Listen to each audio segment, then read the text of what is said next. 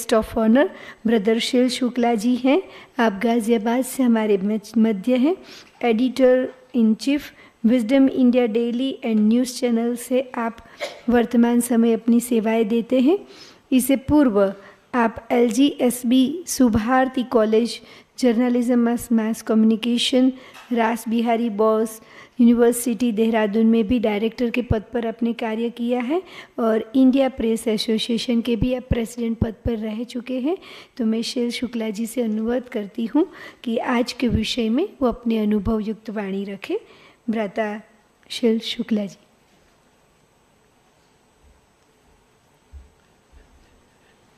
ओम शांति।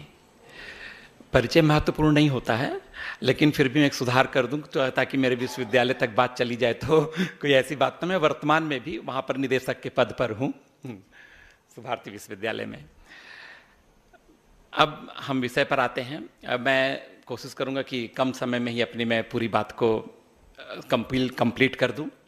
बहुत विद्वान जनों ने अपनी अपनी बातें यहाँ पर कही हैं और मेरे भी दृष्टिकोण से जो इस विषय पर जो समझ में आएगा मैं भी अपनी बात को रखने की कोशिश करूँगा।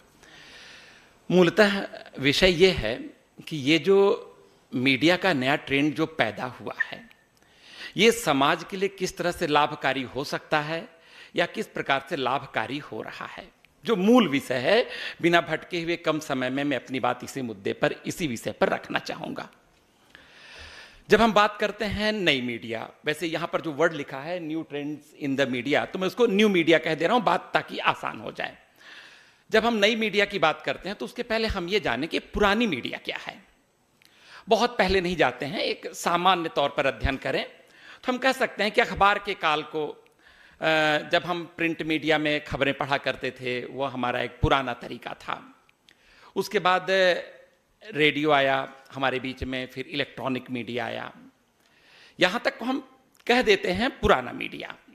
कोई ऑफिशियल इसका क्लासिफिकेशन बाय द वे नहीं है। हमारे बीच में सर बैठे हैं, जामिया इस्लामिया के भी सर बैठे हैं, कोई ऑफिशियल क्लासिफिकेशन नहीं है, लेकिन फिर भी हम इसको पुराना मीडिया कह देते हैं। नया मीडिया वहाँ से शुरू होता है जब पोर्टल पर पत्रकारिता होने लगी और जब वेबसाइट पर जब लोगों ने लिखना शुरू किया, वहाँ से नई मीडिया ने जन्म लिया। अब वो नई मीडिया आगे पहुंचा, फिर उसके बाद में वो सोशल मीडिया पर आया, फिर वहां पर वो विजुअल्स में आया। जब फ्री में नेट मिलने लगे और जब आपके देश में जब नेट की जब स्पीड बढ़ी तो वो जब वीडियोज के रूप में मीडिया आने लगा, जो यूट्यूब पर भी, फेसबुक पर भी, इंस्टा पर भी, तमाम जगहों पर आने लगे। और अब AI के ऑटोमेटेड न्यूज फॉर्मेट्स भी हमारे बीच में हैं। तो ये एक सिंपल क्लासिफिकेशन है पुरानी मीडिया और नई मीडिया का। अब नई मीडिया आज की डेट में पुरानी मीडिया से बहुत आगे निकल चुका है। उसके नकारात्मक पक्ष हो सकते हैं, सकारात्मक पक्ष हो सकते हैं, लेकिन मुझे नहीं लगता कि इसमें कोई संदेह हो सकता है कि नया मीडिया बहुत आगे गया है पुरानी मीडिया से। इसका जो सबसे बड़ी वजह जो मुझे समझ में आती है वो ये समझ में आती है कि जब पुरानी मीडिया की हम बात करते हैं, प्रिंट मीडिया के लिए आपके लिए जरूरी था कि आप अखबार को पढ़ें। अखबार ले आइए, आपके घर आएगा, आप अखबार पढ़ेंगे। रेडियो के लिए आपको रेडियो पे सुनना जरूरी था, आपके पास रेडियो होना चाहिए। इलेक्ट्रॉनिक मीडिया के लिए आपके पास एक टीवी होना चाहिए। लेकिन इस नई मीडिया ने एक कमाल तो कर दिया कि एक डिवाइस में आपको सब दे दिया, सब कुछ आप उसी एक में ले लीजिए। Easy to carry, easy to go through, आसानी से आप कैरी कीजिए, आसानी से आप उसको देख लीजिए। तो ये जो सुविधा दिया एक डिवाइस का, मुझे लगता है कि इसने बहुत बड़ा माइलेज ले लिया इन कंपैरिजन ऑफ पुरानी मीडिया के कंपेयर में। अब ये जो नया डिवाइस जिसकी मैं बात कर रहा हूं, जिसमें आप पूरी नई मीडिया को आप देख सकते हैं, सुन सकते हैं, ये आज की डेट में पूरी दुनिया में 60% लोगों के पास में है। तो कहने का मतलब यह हुआ कि हर व्यक्ति अपने आप में एक मीडिया हाउस है।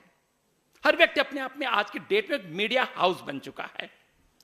अब ये जो नया मीडिया हाउस बना, जो नई टेक्नोलॉजी आई, तो इस पर जब मैं बात करूंगा तो सबसे पहले तो मैं आपके इसके कुछ फायदे गिनाऊंगा, फिर मैं इसके कुछ आपको नुकसान भी बताऊंगा, और नुकसान बता के बात हम लोग खत्म नहीं करेंगे, उसका समाधान क्या हो सकता है इस पर भी मैं अपनी बात को जल्दी जल्दी रखने की कोशिश करूंगा।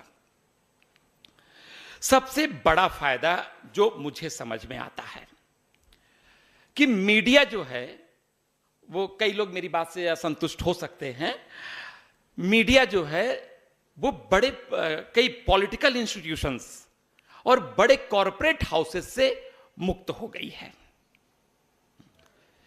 पहले क्या था कि वन वे कम्युनिकेशन था, अखबार में कुछ छप गया तो आपको उसको पढ़ना है, आप उसके बारे में कुछ कहना चाहें तो बहुत छोटी सी जगह है, पाठकों के पत्र, वो भी संपादक की मर्जी उस पत्र को शामिल करे या ना करे। टीवी पर कोई चीज आ गई, आपको कहना है, आपके पास कहने के लिए कोई स्पेस नहीं है। आपको जो रिपोर्टर दिखा रहा है, जो एडिटर दिखाना चाहता है, किसी एजेंडे के तहत दिखाना चाहता है, या वो निष्पक्ष पत्रकारिता कर रहा है, मैंने दोनों तरह की पत्रकारिता होती थी, मैं कह रहा हूं, लेकिन जिस प्रकार की भी हो, लेकिन जनता को अपनी बात कहने के लिए स्पेस उसमें नहीं मिला। तो अब क्या हुआ, अब जब नई पत्रकारिता आई तो ये पॉलिटिकल इंस्टीट्यूशंस से और ये कॉरपोरेट हाउसेस से ये मुक्त हो गई। और इसका रिजल्ट क्या हुआ, अभी आप देखें नेपाल में जो हुआ, जितनी बड़ी क्रांति वहां पर हुई, जिस तरह से वहां के पुराने पॉलिटिकल लीडरशिप को हटाया गया, पॉलिटिकल आइडियोलॉजीज को खत्म की गई, नए लोगों को जो मौका मिला, अगर आज ये नया मीडिया नहीं होता तो ये चीज पॉसिबल नहीं थी।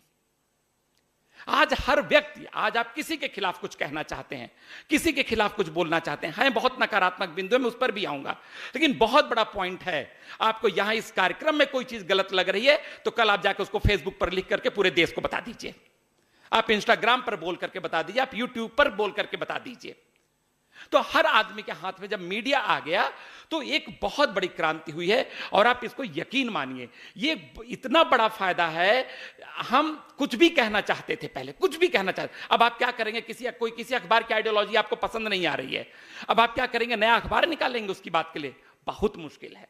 क्या करेंगे, नया न्यूज चैनल चला देंगे, बहुत मुश्किल है। लेकिन अब मीडिया सस्ता हो गया, आपके हाथ में मोबाइल है, आपने अपनी बात को कह दिया। महिलाओं के साथ उत्पीड़न, मैं उन्हीं की बात को आगे बढ़ा रहा हूं, महिलाओं के साथ उत्पीड़न आज का नहीं है, बहुत पहले से #मीटू चल गया, कितने वर्षों पुराने लोगों ने ला करके महिलाओं ने अपनी बात को रखा, दुनिया के सामने रखा, और नतीजा यह हुआ कि कई लोगों का तो करियर खत्म हो गया, पॉलिटिक्स से लेकर के मीडिया तक के, जो अपने आप को बहुत बड़े धुरंधर कहते थे, जो अपने आप को प्रणेता कहते थे, जो अपने आप को बड़े विद्वान कहते थे, उनकी कलई खुल गई, उनका करियर खत्म हो गया। हर फील्ड में निर्भया आंदोलन, इस देश में निर्भया की तरह बहुत कांड हुए, बहुत कांड हुए, लेकिन सोशल मीडिया ने हंगामा मचा दिया पूरे देश के अंदर। एक एक व्यक्ति मोमबत्ती लेकर के निकल पड़ा सड़कों पर, सरकार मजबूर हो गई। जब जनता इस तरह से आती है तो करोड़ों अरबों रुपए का बनाया हुआ इलेक्ट्रॉनिक मीडिया का चैनल, करोड़ों अरबों रुपए खर्च किया हुआ, करोड़ों रुपए अभी भी न्यूज़पेपर में जाते हैं, मैं आपको जानकारी के लिए बता दूं, अभी भी लगते हैं। अभी एक सर ने बताया कि 5 रुपए, हम 4 रुपए कॉस्ट करते हैं और बाकी के पैसे विज्ञापन से आते हैं 20 रुपए के, तो पूरे पैसे विज्ञापन से नहीं आते हैं, ये भी आप जानिए। तो उस पर चंगुल लगा है, उस पर रोक लगी है। अब लोगों को डर लग रहा है कि अब हम निरंकुश नहीं हैं, हम निरंकुश नहीं है, आज हम कुछ भी कर दें, कुछ भी बोल दें, तो हमें रोकने के लिए ये नया मीडिया तैयार खड़ा है, ये हमारे खिलाफ आ जाएगा। और निर्भया कांड में वो चीज हुआ, निर्भया के नाम पर कानून तक बने, तो इसकी वजह सिर्फ ये थी कि न्यू मीडिया। अब एक बेनिफिट और बताता हूं, वो एक बड़ा चीज, सरकार तो सर्वसंपन्न है, सरकार के पास तो हर सुविधा है, लेकिन मैं देहरादून से संपर्क रखता हूं। हमारे देहरा उत्तराखंड में एक घटना हुई, आप लोगों ने पिछले वर्ष सुना होगा, धराली की घटना, बिल्कुल प्रैक्टिकल बात मैं आपको बता रहा हूं। धराली की घटना हुई, अचानक एक प्राकृतिक आपदा आई और उसमें कई लोग मर गए। अब सरकार के पास इतनी तेजी से घटना हुई, कोई फीडबैक नहीं है, रेस्क्यू फोर्सेस जाएंगे तो काम कहां करेंगी, उनको काम क्या करना है उनको नहीं पता। ये जो इलेक्ट्रॉनिक मीडिया और बड़े बड़े जो मीडिया हाउसेस बैठे थे, इनके रिपोर्टर्स को नहीं पता कि मुझे क्या करना है, एक दिन बाद वो पहुंच रहे हैं, सरकार को नहीं पता। तो क्या हुआ, मैं वहां पर उपस्थित था, जितने भी न्यू मीडिया जिसको आप कह रहे हैं उनको मंगाया गया, उनको बैन करने के लिए नहीं, रोकने के लिए नहीं, वहां से फीडबैक्स ली गई कि वहां की रियल पोजीशन क्या है, और हमारी रेस्क्यू फोर्सेज अगर जा रही हैं, अगर हमारी सरकार वहां पर काम करना चाह रही है, तो हम उस काम को करेंगे कैसे। मतलब यह है कि नई मीडिया इतनी मजबूत हो गई है कि आज की डेट में ट्रेडिशनल मीडिया, ये जो बड़े बड़े इलेक्ट्रॉनिक्स चैनल्स, ये बड़े बड़े अखबार, सरकार तक आज इन नई मीडिया को फॉलो कर रही है। बस कहने में थोड़ा शर्म लगती है कि एक आम आदमी कैसे पत्रकार बन गया, ये उनको थोड़ा पसंद कम आता है। लेकिन सच है क्या सरकार भी और बड़े बड़े पत्रकार घराने भी आज ये जो नई मीडिया है इसको ये फॉलो कर रहे हैं। इसके अलावा चलिए तो बड़ी बातें हुई, कुछ एजुकेशन में ले लीजिए। पहले एजुकेशन का मुद्दा यह था कि आपको पढ़ने के लिए अपने घर से दूर जाना है, अच्छे टीचर्स आपको मिलते नहीं थे। आज आपको जो टीचर पसंद हो, जो संस्थान पसंद हो, आप 200, 400, 500 रुपए की फीस दीजिए, 1000 रुपए की फीस दीजिए, 10,000 की फीस दीजिए, 1 लाख रुपए जो पहले 2-2 लाख रुपए में पढ़ाते थे, वो एजुकेशन आज आपके सामने आ गई है। दूर दराज गांव में बैठा हुआ व्यक्ति इस नई मीडिया की वजह से शिक्षित हो रहा है।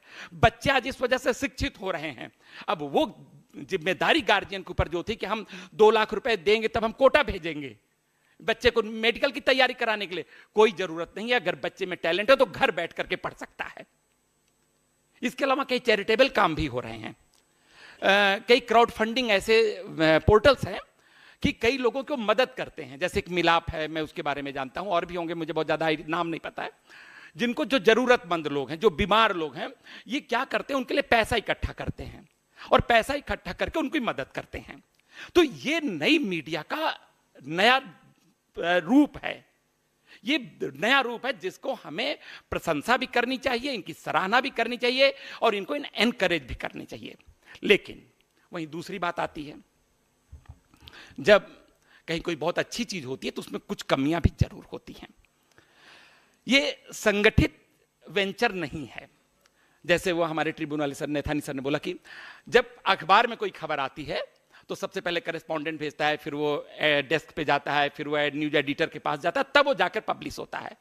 यहां तो आपने लिया, तुरंत बोल दिया। तो जो सबसे बड़ी क्राइसिस आई है न्यू मीडिया में, मैं नहीं चाहता कि न्यू मीडिया की चाल धीमी हो, मैं नहीं चाहता कि न्यू मीडिया की टेक्नोलॉजी कम पड़े, लेकिन मैं चाहता हूं कुछ सुधार। क्या सबसे बड़ा जो संकट आया है नई मीडिया के सामने, वो है उसकी क्रेडिबिलिटी का सवाल, उसकी विश्वसनीयता का सवाल। जो चाहा वो लिख दिया। बहुत अच्छी चीजें मिल रही हैं। मैं अभी भी आपको बता दूं, आज आलोचना करने वालों को बता दूं, आप पूरा यूट्यूब छान डालिए, आपको 70% कंटेंट तो सही मिलेंगे, 29% ने गड़बड़ कर रखी है। अब 29% ने क्या किया, पूरी की पूरी उन्होंने अपनी विश्वसनीयता को खत्म कर दिया है। ये विश्वसनीयता को कायम करना एक बहुत बड़ा चैलेंज है। अभी भी क्या हुआ कि मणिपुर में कुछ घटनाएं हुई, वो राजनीतिक घटना है, मानवता से भी जुड़ी हुई घटना है, लेकिन आपको ताज्जुब होगा कि कुछ विदेशी फुटेज ला करके मणिपुर की घटना में सरकार को बदनाम करने के लिए जोड़ करके पूरे देश में फैला दिए गए। सिंदूर कांड में पाकिस्तान ने पूरी दुनिया के सामने वो फुटेज दिखा दिया जो पाकिस्तान में नहीं हुआ था, सिर्फ भारत को बदनाम करने के लिए। अब एक फैक्ट चेक उसके लिए अलग से लगाइए। लेकिन ये जो ना विश्वसनीयता, ये जो बहुत बड़ा सवाल है, और विश्वसनीयता कायम करने पर हम लोगों को मिलकर इस पर काम करना होगा। विश्वसनीयता, इसके बाद अब दूसरा जो पॉइंट आता है वो क्या है, मैं बताता हूं। दूसरा बहुत बड़ा जो नुकसान है नई मीडिया का, ये वैमनस्यता बहुत बढ़ा रहा है, दुश्मनी बहुत करा रहा है। कैसे? इसलिए हमारी भी घंटी बज गई, मुझे लग रहा था मैं जल्दी खत्म कर दूंगा, लेकिन अब खत्म ही कर दूंगा। वैमनस्यता कैसे बढ़ रही है? मैं जिस जाति से हूं, मैं जिस धर्म से हूं, मैं जिस क्षेत्र से हूं, मुझे अपने नजरिए से जो बात सही लगी, मैंने किसी भी सोशल मीडिया के पोस्ट पर लिख दिया, बोल दिया, मुझे लगा मेरा काम हो गया। लेकिन वो जब मैं लिखा, जब मैंने बोला, तो मेरा जो नजरिया था, मुझे अपनी जात को लेकर के था, मुझे अपने धर्म को लेकर के था, मुझे अपने क्षेत्र को लेकर के था। अब उस क्रिया पर जब प्रतिक्रिया आती है, फिर और कड़ी प्रतिक्रिया आती है, फिर और कड़ी प्रतिक्रिया आती है, और इससे आप देखिए पूरा का पूरा सोशल मीडिया वैमनस्यता, दुश्मनी से भर गया है। यह दूसरा बड़ा चैलेंज है। और तीसरा चैलेंज भी मैं जल्दी बताता हूं। सबसे बड़ा एक चैलेंज और आ गया है कि लोगों की प्राइवेसी खतरे में आ गई है। हमको कुछ भी मिला, बिना सोचे समझे किसी के बारे में भी हमने उसको पब्लिक प्लेटफॉर्म पे डाल दिया। तो ये कुछ चैलेंजेज भी हैं, लेकिन फिर भी मैं इसके पॉजिटिव्स के साथ में अभी हूं। मैं चाहता हूं इसकी पॉजिटिविटी बढ़े। अब इस पर रोक कैसे लग सकती है? बस मेरी 2-3 सलाह है, छोटी छोटी सी सलाह है। एक तो सेल्फ रेगुलेशन होना चाहिए। और एक बहुत अच्छी बात यह है, मैं आपको बता दूं कि जितने भी सोशल मीडिया के जितने भी प्लेटफॉर्म है, सबने सेल्फ रेगुलेशन पॉलिसी अपना ली है। बस फर्क यह है कि कोई ज्यादा फ्लेक्सिबल है तो कोई ज्यादा स्ट्रिक्ट है। आप YouTube पर कोई भी आप वीडियो डाल दीजिए, उसको अगर लगा, उसका AI स्टडी कर लेगा, अगर इसको लगा कि आप इसमें जात की बात कर रहे हैं, आप इसमें लड़ाई की बात कर रहे हैं, या इसमें कुछ झूठ है, अगर उसका AI पकड़ पाया तो वो तुरंत आपका वीडियो वहीं पर रिस्ट्रिक्ट कर दिया जाएगा। And same thing happening with the other platforms of the social media, वहां पर भी ये चीजें हो रही हैं। तो ये बहुत पॉजिटिव बात है। और दूसरी बात, मैं चाहता हूं कि एक ट्रेनिंग जरूर हो, क्योंकि पत्रकार का मतलब ये नहीं होता कि आपने कोई चीज देखा और उसको जैसे तैसे बोल दिया। कम से कम पहला और एक छोटा और एक सरल फॉर्मूला तो ये जरूर है कि मैं कुछ भी लिख रहा हूं, कुछ भी बोल रहा हूं, तो एक बार मैं जरूर इस पर सोच लूं कि मैं जो ये बोलने जा रहा हूं, जो मैं लिखने जा रहा हूं, मेरे अलावा इसका समाज पर, समष्टि पर क्या असर पड़ेगा, इससे राष्ट्र और समाज कितना प्रभावित होगा। तो ये पहली शुरुआत है, यहां से करें, आगे और चीजें बेहतर होती जाएंगी। धन्यवाद, आपने मौका दिया, मुझे सुना।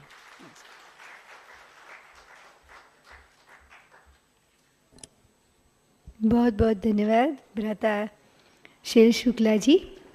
न्यू मीडिया के आपने दोनों पक्ष को हमारे सामने रखा।